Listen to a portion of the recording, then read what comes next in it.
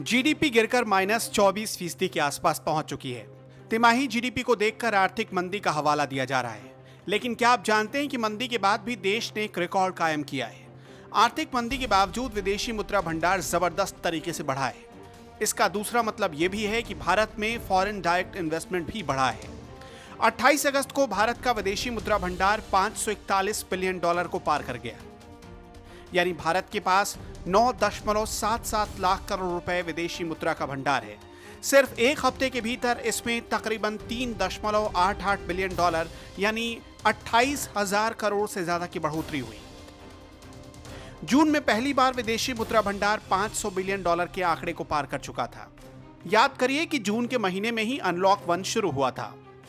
2014 में, यानी जब मोदी सरकार सत्ता में आई, तब फॉरेन करेंसी रिजर्व $304 बिलियन के आसपास था।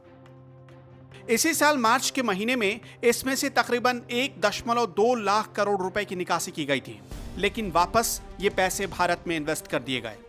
इसके अलावा क्रूड ऑयल की कीमतों में गिरावट के कारण भी देश का आयात बिल कम हुआ। विदेशी मुद्रा भंडार इससे भी बहुत तेजी से ऊपर भागा। हालांकि कोरोना के कारण जो विस्थापन रुका, उससे विदेशों से रुपए भेजने या विदेशी यात्राओं में कमी आ गई, और यह भी वजह है कि भारत का विदेशी मुद्रा भंडार बढ़ा है। 20 सितंबर 2019 को वित्त मंत्री निर्मला सीतारमण ने कॉर्पोरेट टैक्स में कटौती की थी। इसका भी असर हुआ। जानकार मानते हैं कि जीडीपी में गिरावट के बावजूद अगर विदेशी मुद्रा भंडार बढ़ा है तो ये भारत के लिए अच्छे संकेत हैं। इस फॉरेन इन्वेस्टमेंट से सरकार और आरबीआई दोनों को इकोनॉमिक ग्रोथ में आई गिरावट से लड़ने में मदद मिलेगी।